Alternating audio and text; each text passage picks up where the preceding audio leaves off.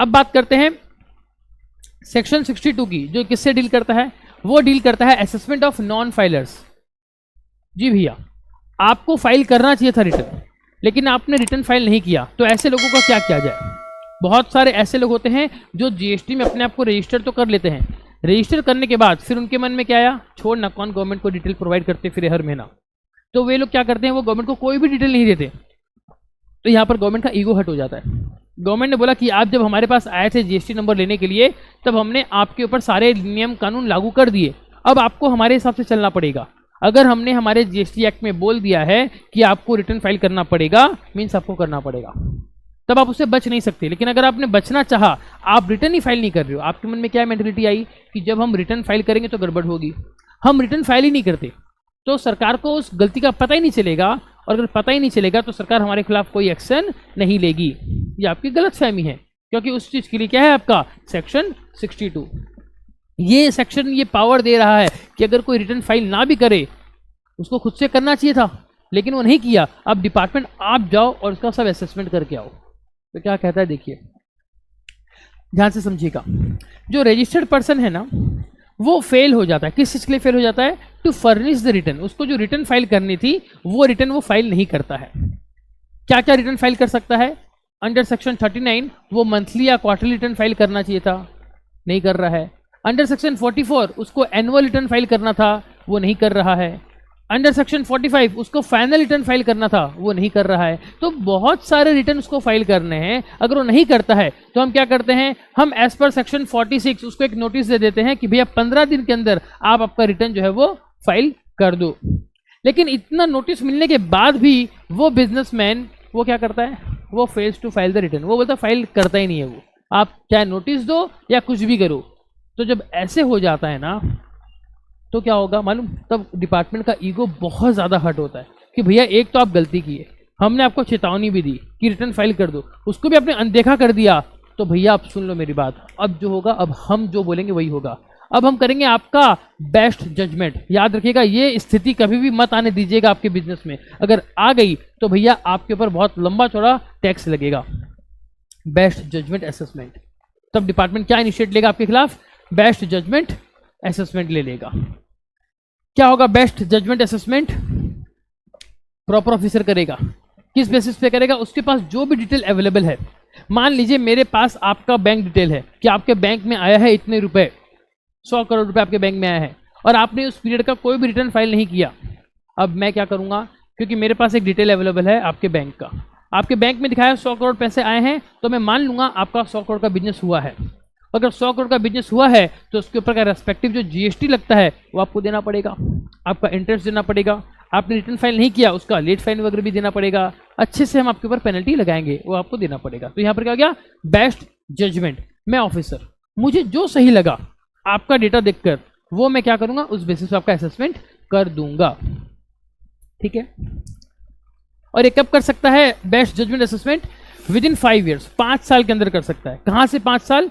From the date of furnishing annual return. आपका एक annual return file करने का जो डेट है, जो होती है हमारी नेक्स्ट ईयर की 31 दिसंबर, वहां से 5 साल के भीतर वो आपका बेस्ट जजमेंट असेसमेंट कर सकता है। आइए इस चीज को हम एक अच्छे से एक टाइमलाइन के माध्यम से समझते हैं, उसके बाद आपको समझ में आ जाएगा कि क्या हो रहा है।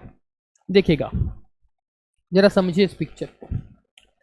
ये आपका फाइनेंशियल ईयर 17-18, फाइनेंशियल ईयर 17-18 कब से स्टार्ट हो रहा है? स्टार्ट हो रहा है आपका 1 अप्रैल 2017 से, खत्म कब होगा? 31 मार्च 2018 को खत्म हो जाएगा।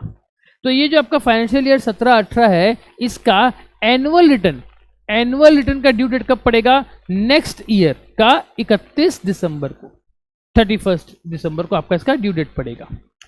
मतलब कौन से फाइनेंशियल ईयर में पड़ रहा है? फाइनेंशियल ईयर 18-19 में पड़ रहा है। फिर से समझिएगा,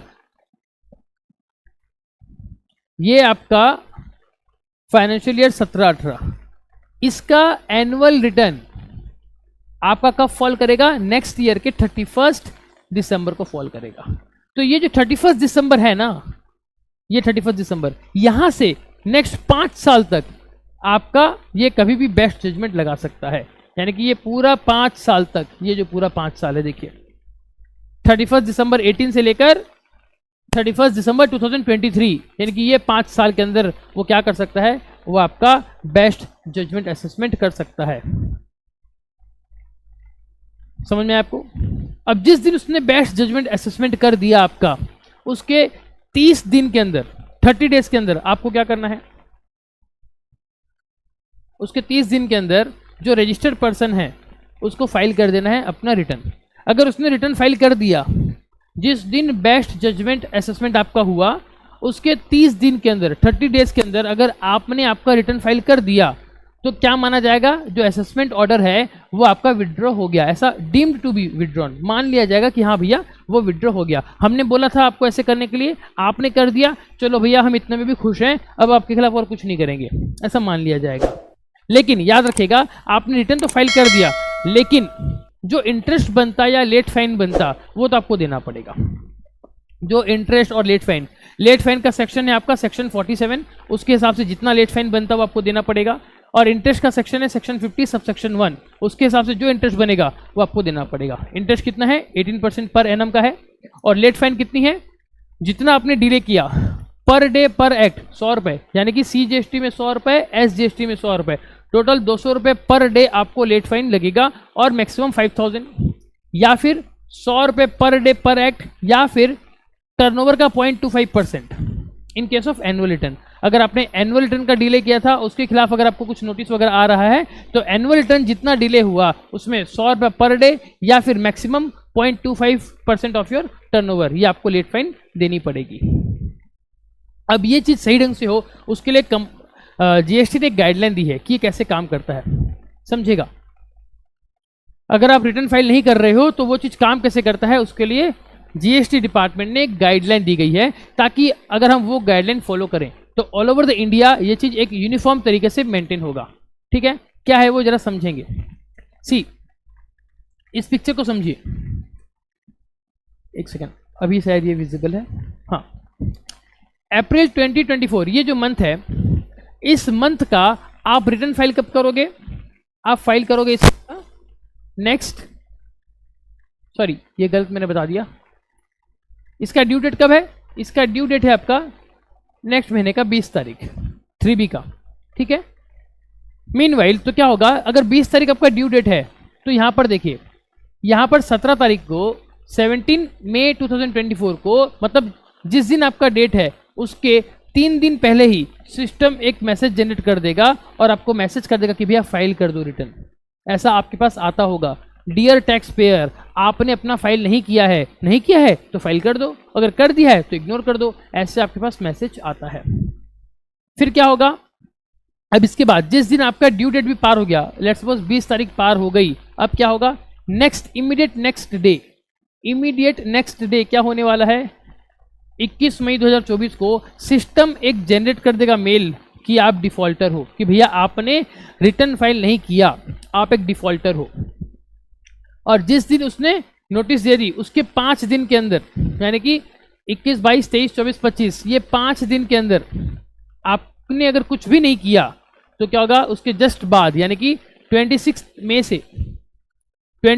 से क्या हो जाएगा, आपके पास एक नोटिस आ जाएगी अंडर सेक्शन 46, क्या कि भैया अब आपको रिटर्न फाइल करना है विदिन 15 डेज। आपको नोटिस आ जाएगी 46 सेक्शन के तहत कि भैया अब आपको 15 डेज में एक रिटर्न फाइल करना है। और उसके बावजूद भी अगर आपने रिटर्न को फाइल नहीं किया इस पीरियड में भी, जब आपको ये नोटिस आ गई है उसके बाद भी अगर आपको नहीं किया आपने फाइल, कब, 15 दिन के अंदर, जिस दिन आपको नोटिस मिली उसके 15 दिन के अंदर भी अगर आपने रिटर्न फाइल नहीं किया, अब डिपार्टमेंट का आग बबूला होना स्वाभाविक है, वो पागल हो गया। अब वो क्या करेगा, सीधा आपके ऊपर लगा देगा बेस्ट जजमेंट असेसमेंट कि भैया आप तो तुम्हारी खैर नहीं। समझ में आया? तो गलती कहाँ हो रही है, इसको जरा पूरे अच्छे से समझिए। अप्रैल 2024 का महीना है, इसका ड्यू डेट है 20 तारीख, 20 मई अगले महीना, उसके ठीक 3 दिन पहले डिपार्टमेंट आपको एक सिस्टम जनरेट मैसेज कर देगा भैया रिटर्न फाइल करना है आपको, आपने फाइल नहीं किया। जैसे ही फाइल नहीं किया वो डेट पार हो गई, नेक्स्ट डे ही 21 मई को ही क्या हो जाएगा, एक सिस्टम जनरेट मेल आ जाएगा डिफॉल्टर का, 5 दिन का समय दिया गया है, तब भी फाइल नहीं किया तो 26 मई को आपको एक मेल जाएगा, एक नोटिस जाएगी अंडर सेक्शन 46 कि भैया आपको 15 दिन के अंदर फाइल करना पड़ेगा, ये कंपलसरी है। अगर नहीं करते इस 15 दिन के अंदर भी, तब हम आपको लगाएंगे बेस्ट जजमेंट, मतलब हम आपको बार बार मौका दे रहे हैं कि देखो गलती हो रही है। पहले तो हम अपने आपको रोकना चाहा, आपके ड्यू डेट के 3 दिन पहले ही हमने आपको चेता दिया भैया फाइल करना है, आपने तब भी नहीं किया। उसके बाद हमने आपको एक चेतावनी दी कि भैया अब आप डिफॉल्टर के केस में जा रहे हो, आपने तब भी नहीं किया। हमने आपको एक नोटिस दी, भैया 15 दिन में तो कर दो, आपने वो भी नहीं किया। तो डिपार्टमेंट क्या आपका नौकर है, बार बार आपको ऐसे रिक्वेस्ट करेगा? डिपार्टमेंट का ईगो हर्ट हो गया। अब उसको लगता है कि भैया अब तो तेरी अच्छे से बजानी पड़ेगी, बेस्ट जजमेंट असेसमेंट। फिर क्या होगा? जब वो बेस्ट जजमेंट असेसमेंट लगा देगा आपके ऊपर, तो डिफॉल्टर जो है उसको रिटर्न फाइल करना पड़ेगा 30 दिन के अंदर। आपका बेस्ट जजमेंट असेसमेंट लगने के 30 दिन के अंदर आपको क्या करना पड़ेगा? आपको रिटर्न फाइल करना पड़ेगा। तो देखिए, अगर आपने रिटर्न फाइल कर दिया तो क्या होगा? बेस्ट जजमेंट असेसमेंट जो है मान लिया जाएगा कि वो विड्रॉ हो गया। अगर आपने बेस्ट जजमेंट असेसमेंट ऑर्डर मिलने के बाद 30 दिन के अंदर रिटर्न फाइल कर दिया तो यस, मान लिया जाएगा कि आपका जो असेसमेंट है वो विड्रॉ हो गया। लेकिन उसके बावजूद भी अगर आपने रिटर्न फाइल नहीं किया तो फिर क्या होगा? अब तो डिपार्टमेंट आपकी खैर नहीं। अब डिपार्टमेंट क्या करेगा? इनिशिएशन कर देगा, क्या? रिकवरी प्रोसीडिंग्स लगा देगा under section 78 and 79। Section 78 and 79 के आधार पे अब आपसे वो रिकवरी कर लेगा। एंड यस, अब जरा ध्यान से सुनिए, अब यहाँ पर आपकी पूरी दुकान बंद हो सकती है, आपका बैंक अकाउंट, आपकी प्रॉपर्टी, सब कुछ सीज हो सकती है। क्या होगा? इसी प्रोसेस के दौरान डिपार्टमेंट के पास एक पावर आ जाएगा, क्या? कि अंडर सेक्शन 83 आप उसका प्रोविजनल अटैचमेंट कर सकते हो उसकी प्रॉपर्टी का, and including bank account. Very very important, ध्यान दीजिएगा यहाँ पर, यह आपके मतलब की बात है। क्या होगा? और ऐसा केसेस में हुआ भी है, आपके बैंक में है 15 करोड़ रुपए और उसके बावजूद भी आपने अपना रिटर्न फाइल नहीं किया। डिपार्टमेंट ने क्या किया? डिपार्टमेंट अब आपका बैंक को फ्रीज कर देगा कि भैया प्रोविजनल बेसिस पे ये 15 करोड़ अब हम ब्लॉक कर देते हैं। अब आप पहले आपका रिटर्न फाइल करो, इंटरेस्ट वगैरह पेमेंट करो, उसके बाद हम आपके बैंक अकाउंट को ओपन करेंगे। इमेजिन कीजिए, आप एक सुबह किसी पार्टी को पेमेंट कर रहे हो और आपका बैंक में पैसा भी है, लेकिन आपको एक मैसेज आता है, your account has been freezed as per the order of GST department. आप कुछ नहीं कर सकते। आप कोर्ट में जाओगे झगड़ा करने के लिए कि सर ये तो हमारे संविधान के खिलाफ है, मेरे राइट के खिलाफ है कि मेरा बैंक अकाउंट मुझे फ्रीज कर दिया जा रहा है बिना मेरे परमिशन के। तो याद रखिएगा, वहाँ पर सेक्शन 83 जीएसटी एक्ट जो है उसने पावर दिया प्रॉपर ऑफिसर को। ये प्रॉपर ऑफिसर ये बैंक को फ्रीज कब कर रहा है? वो भी एकदम एंड में, जब आप उसकी अनसुनी कर दे रहे हो। उसने बार बार बोला था रिटर्न फाइल करो, रिटर्न फाइल करो, टैक्स पेमेंट करो, आपने उसकी अनसुनी करी। यानी कि यहाँ पर आपने डिपार्टमेंट के साथ साथ पूरे भारत को लॉस किया। पूरे भारत मतलब जो जीएसटी डिपार्टमेंट है उसके पैसे जो आ सकते थे आपसे, आपने वो नहीं दिया, मतलब सरकार को बहुत बुरा लग गया। तो भैया अब आपका बैंक फ्रीज कर देंगे, वहां से रिकवरी कर लेंगे। कैसे नहीं दोगे, हम भी देखते हैं। तो बहुत डेंजर है ये स्थिति, तो आने ही मत देना। आज का जो वीडियो हम लेकर आए हैं सिर्फ इसीलिए लेकर आए हैं कि आपको पता चले कि अगर आपने नॉन कंप्लायंस किया तो कितना कुछ हो सकता है आपके साथ।